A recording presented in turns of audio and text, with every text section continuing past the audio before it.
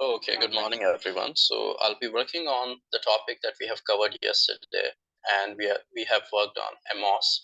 So what we are going to do today, I'll be sharing this screen and show you how to do the confirmatory factor analysis. So that's something we are going to do, and I've got my notes with me, and that's something uh, I'll be utilizing to sort of like show you how to do it. So let's go to our share screen and bring it up.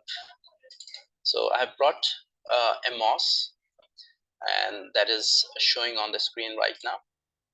Now, in order to start working on AMOS, the first function that we'll be utilizing is in the third column. You can see this one, and it says draw a latent variable or add an indicator to a latent variable. So this is the one that we'll be clicking on.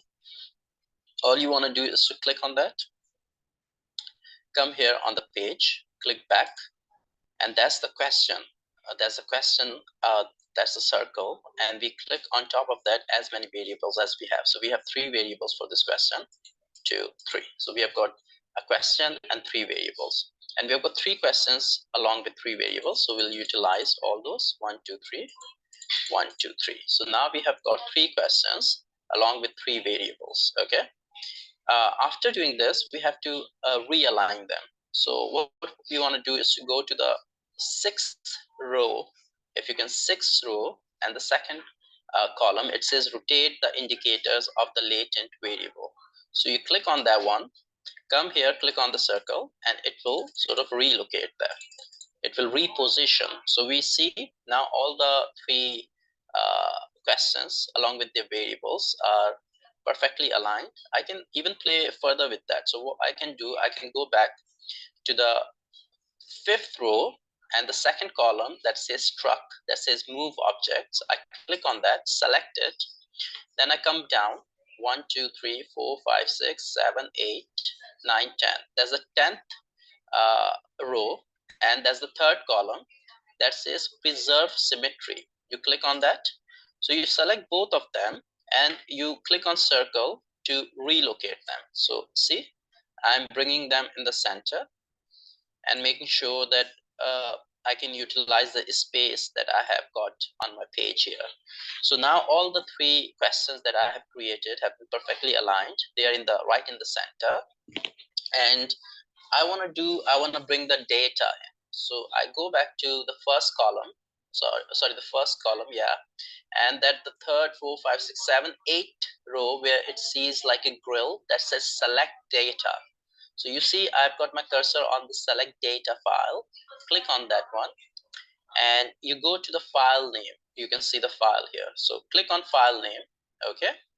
And once you have clicked on the file name, you have to sort of like search your data. So my data is on the data folder right here in the Word Excel file, and I have clicked on the Word Excel file.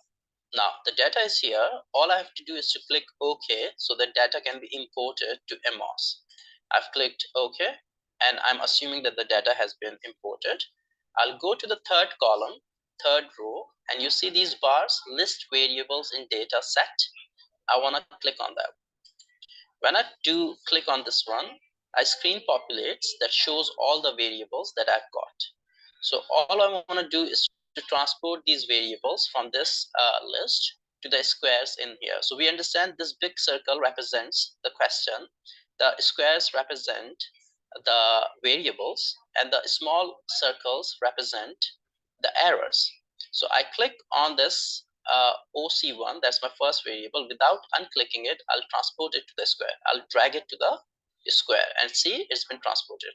I'll take the second one, put it there. I'll take the third one, put it there. Now I'll go for the second question and I'll do the same practice. I'll drag all of them into the squares so that my variables are ready. Okay, so you see S1, SS2, and SS3. Okay. So we have got all the variables being transported here, right? Now I want to click on the circles here, and I want to put here OC. I want to just give name to the question. So I'm putting OC as the name. So once I double click on the circle, it will open a bar like this. and you can put any sort of like abbreviation, any alphabet there to represent your question. So that's what I've done. I'll click here again and I'll put SS. Okay, so I've named the questions, I've got my variables in here. Now all I want to do, I want to show my errors. So I want to go to the upper tab here. You can see these are the upper tab, and the second last option, that's a plugin. I want to click on that. When I click on the plugin, it brings up this sort of like list, and I want to go for name unobserved variables. That's the fourth option. Okay, I click on that.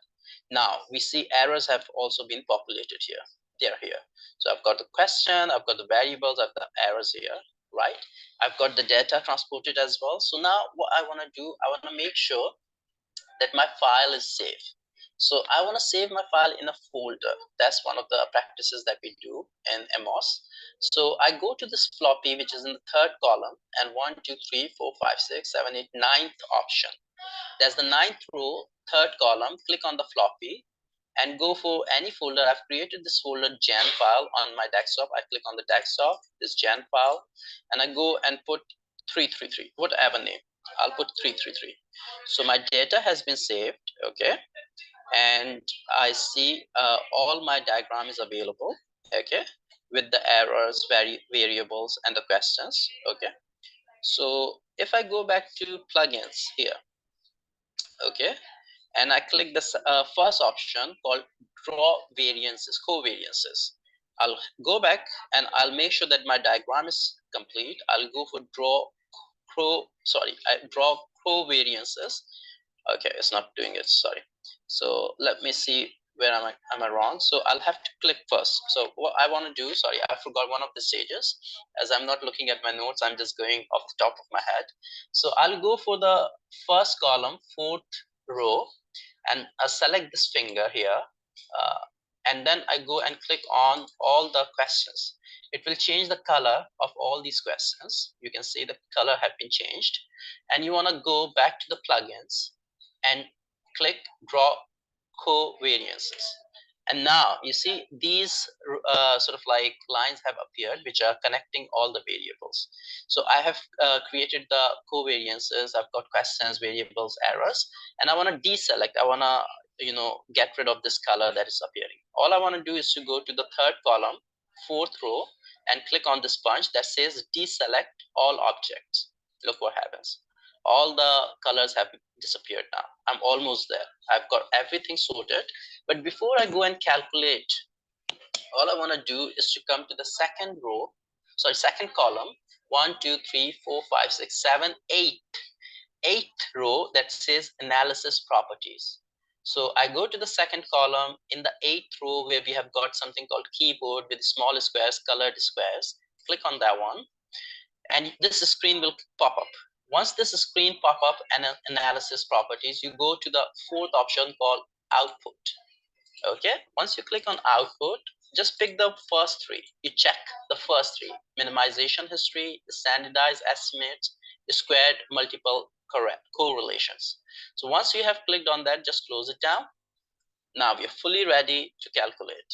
So we go and calculate to our data, calculate estimates, and we want to click on this keyboard, which is in the third column, and that is also the eighth option. Click. Okay, I have done that.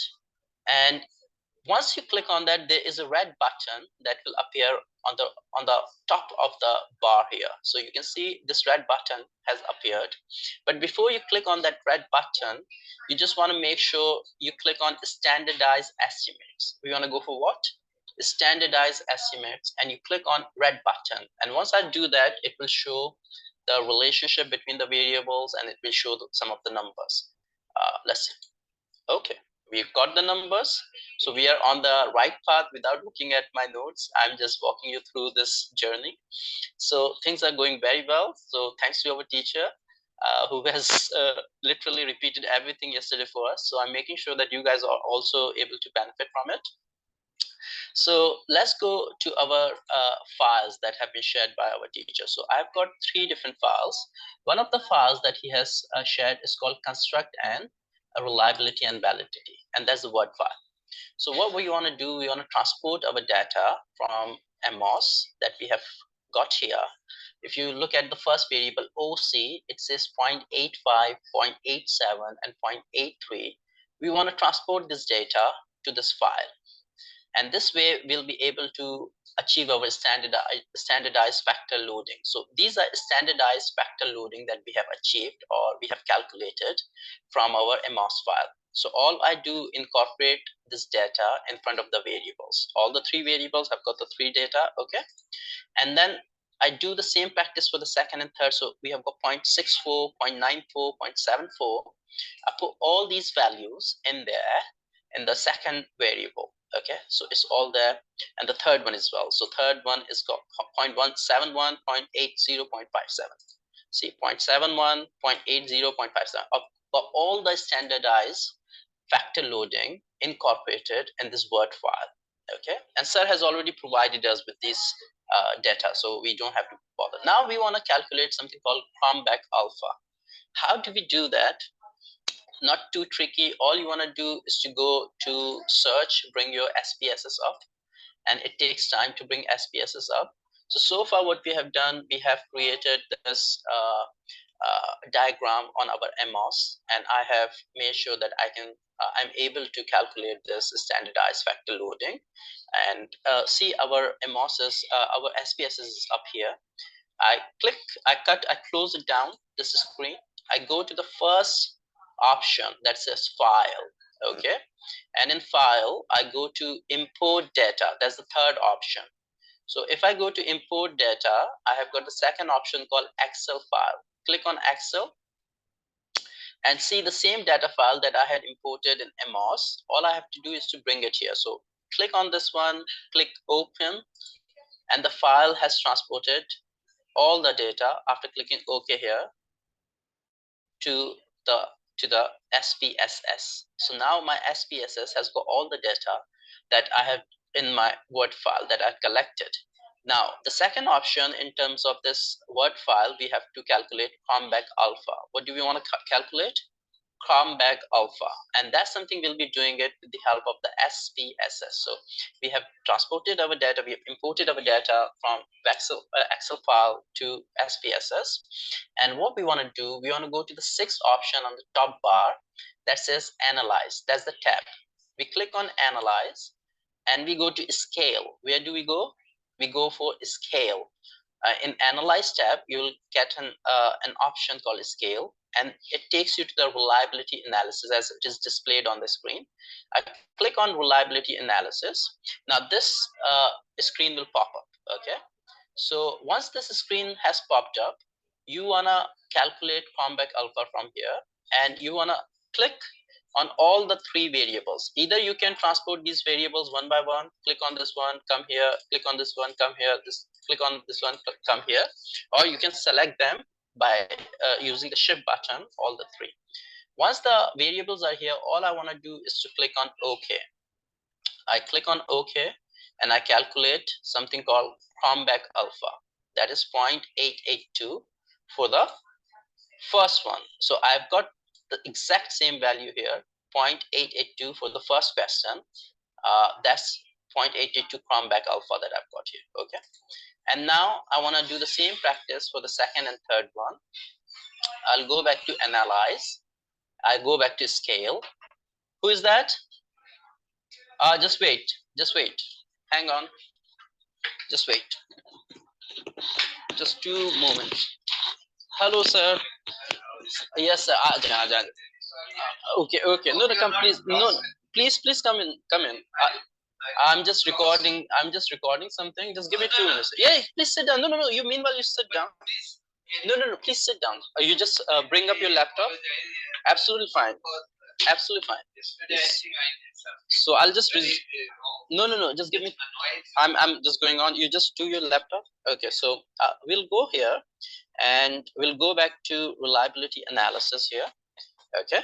And what we want to do, click on this one, and sort of undo. So what we do, how do we undo these variables? Click on the first one, click it back, is gone. Click on the second one, click it back, is gone. Click on the third one, click it back, is gone. Now the second option, we want to do the same thing. We click all the three variables, bring them here, and click OK. And that will calculate Cronbach alpha for the second question that we have, that is 0.803. Okay, so we want to go to the Word file and see that's the second Cronbach alpha that we have got, 0.803. Okay, and now we want to do the same exercise for the third one, and we want to go back to our what file was that, SPSS. So we go back to SPSS, go back to analyze, go back to scale, go back to reliability analysis, and we undo all the three. Okay, we undo all the three, and then we click on all the three here, bring them here, say okay, and we got the Cronbach alpha, that is 0.741, and that's the value that we have here, 0.741. So we've got three Cronbach alpha, we have got standardized factor loading. Now we want to go for composite reliability. Now sir has shared a file called Word Excel file. You go to Word Excel file, and how do we calculate the composite reliability? All you want to do, so I brought up this Word Excel file, this one. Okay, you want to go back to your Word file in which you have calculated your standardized factor loading. You just want to incorporate all the three values in the Word Excel file, and it will show you convergent validity and composite reliability. We'll get two values from there. So all I want to do is to go to this Word file, and I incorporate 0.85, 0.87, and I incorporate 0.83. Just 2 moments. I'll just see if there's the right value in here.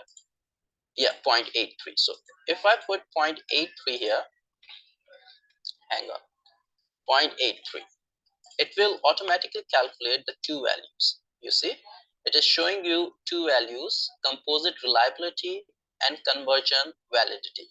So composite reliability, we have 0.887, and we have got 0.723, that is our convergent validity.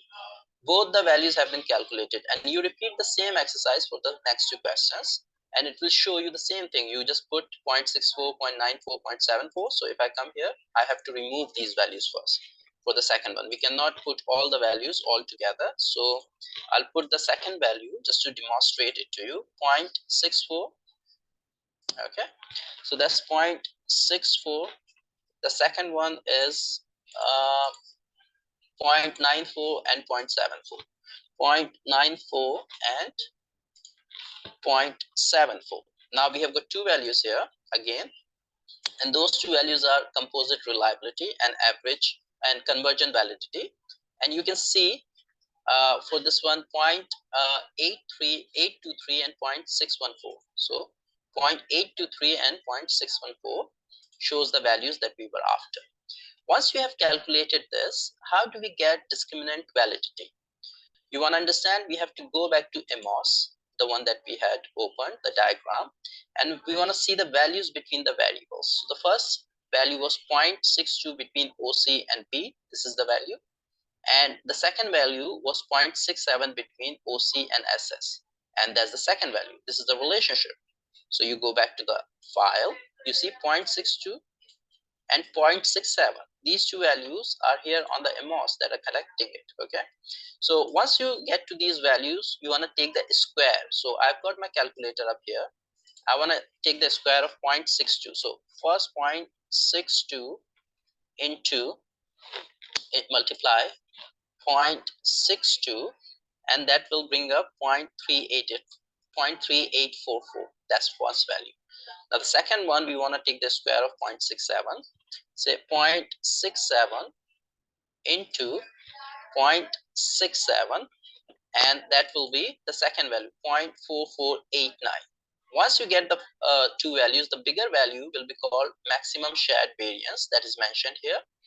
And how do we calculate this one? All you want to do is to add these two sort of like figures, 0.4489 and 0.3844. You plus 0.3844, it comes to 0.8333, and you divide it by 2. You divide it by 2. and the value comes 0.41665. That's our discriminant validity. So you repeat the same exercise for the other values. You go for the relationship for the second question in the figure. You see 0.62 is the first and 0.66 is the second. So let's see, 0.62 and 0.66, we take the square of both the values, we add them together, we do divide, and we get our discriminant validity. So this is something we have covered yesterday, and I have to help my colleague here. So I'll be just ending this video for you guys, and I hope I've covered all the points. The last point is the is about the interpretation. And in interpretation, we have discussed if the values are above 0.7, then it's reliable. But we do see two values which are less than 0.7 here, which means that there is an error with the either with the data set or with the question design. So that's something we had discussed in terms of interpretation. All the other values you can see are well above 0.7. So it shows that this sort of like calculation, the results that we have got are reliable.